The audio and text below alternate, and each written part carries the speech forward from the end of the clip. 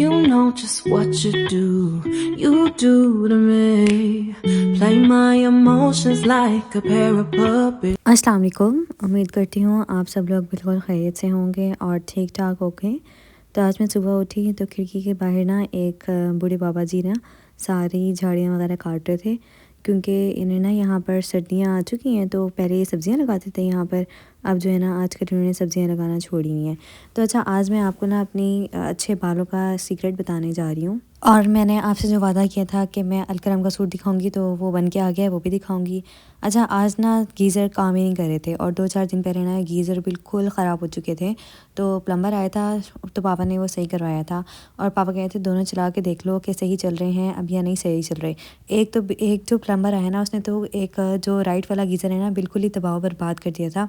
तो पापा मुझे बस यही कहे थे कि आप देख लो कि सही उसने किया है या नहीं किया, वरना फिर जो है ना गीज़र नए ही लेने पड़ेंगे। और साथ ना ये हल्दी होती है, एक गीली हल्दी होती है, तो उसे सुखा लेते हैं। जो नॉर्मल घरों में हल्दी आती है ना, वो खुश्क हुई हुई होती है और उसको ग्राइंड किया हुआ होता है। तो हल्दी ना वैसे अदरक जिस तरह होती है ना वैसे आती है, और फिर उसके ना छोटे छोटे आप टुकड़ों में कर लेते हो और फिर ड्राई करके ना आप उसे पिसवा लेते हो। तो पापा जो है ना हल्दी बहुत खाते हैं और उनको ना हर चीज़ ये होता है घर की हो और उसमें कोई मिलावट शिलावट ना हो, तो इस वजह से वो घर में सुखा लेते हैं और फिर जाके ना उसे चक्की वाले को दे देते हैं, तो वो ना पीस देता है उसे।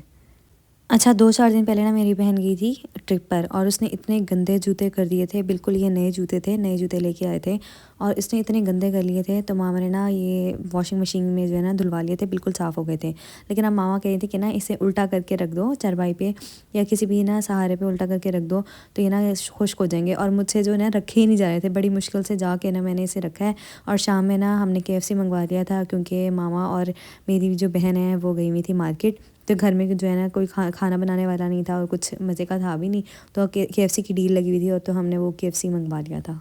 अच्छा, KFC की ना ये बड़ी अच्छी डील लगी हुई थी, लाइक 1000 रुपये में आपको 2 जिंगर मिल रहे थे और एक फ्राइज़ बिकेट और 2 जो है ना वो पेप्सी मिल रही थी। तो मुझे तो काफ़ी रीज़नेबल ये KFC की डील लगी थी, इसलिए हमने मंगवा ली। मेरी ना एक कज़न के बाल बहुत ही ज़्यादा लंबे थे, मैं जब भी उससे पूछती थी ना तो वो कहती थी कि मैं कुछ लगाती हूँ। अच्छा, 1 महीने वो आई, उसके बाल जो है ना वो शोल्डर कटिंग लेंथ के थे और अगले महीने जब आई ना तो उसके तकरीबन जो है ना वो 3 से 4 इंच बढ़ चुके थे और बाल भी उसके इतने ज़्यादा शाइनी और हेल्दी हो रहे थे। मैं ना उससे बार बार पूछी थी कि तुम क्या लगाती हो ना, तो वो मुझे बताती ही नहीं थी। अच्छा, मैं जब भी उसे पूछती थी ना वो कहती थी जब तक मेरे बाल कमर तक लंबे नहीं हो जाएंगे ना मैं अपना सीक्रेट नहीं बताऊंगी। तो खैर, अब 2 साल उसने 1 साल 2 साल उसने तकरीबन वो ऑयल यूज़ किया है, तो उसके बाल ना काफ़ी अच्छे मोटे और लंबे हो गए ना, बिल्कुल डेड स्ट्रेट भी हो गए। तो अब मैंने ना उससे पूछा, मैं तो वेट कर रही थी, मैंने उससे पूछा कि भाई अब तुमने कहा था कि मुझे बताओगी, तो अब मुझे बताओ। तो उसने ना मुझे कहा कि ना मैंने एक इंस्टाग्राम से ऑयल मंगवाया था और वो ना पहले मुझे PR पैकेज में आया था। मैंने कहा अच्छा।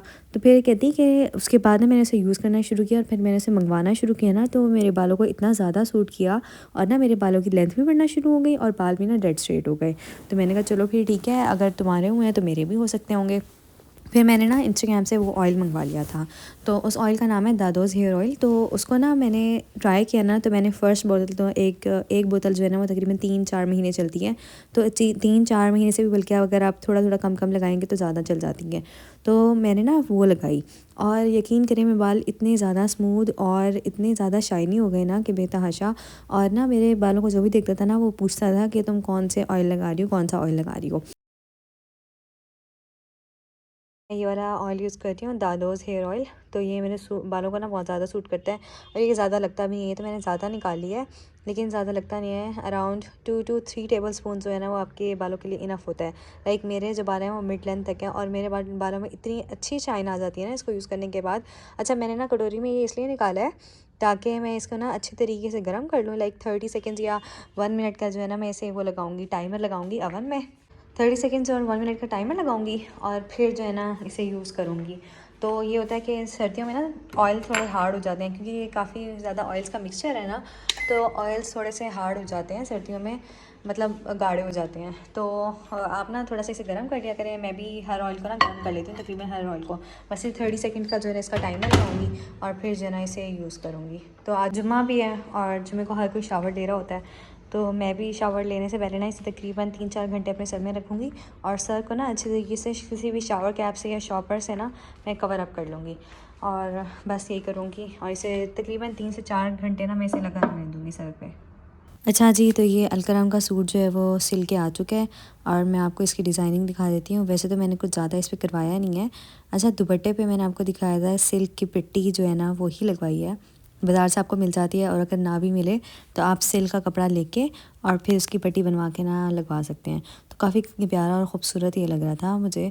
तो दुपट्टा जो है ना काफ़ी नीटनेस से उसने बनाया है। और शर्ट जो है ना, शर्ट मैंने थोड़ी सी लंबी रखवाई है। शर्ट जो है मैं आपको इंचेस में बता देती हूँ।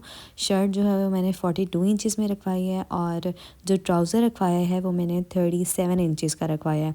और ट्राउज़र जो है वो मैंने बॉक्स ट्राउज़र ही रखवाया है और साथ साथ ना मैंने इसको शर्ट को और ट्राउज़र को ओवरलॉक भी करवा लिया था, क्योंकि सिल्क जो है ना उसमें से बार बार धागे निकलते हैं। तो जब तक ओवरलॉक कपड़े नहीं होते ना तो वो पहनने सही नहीं जाते।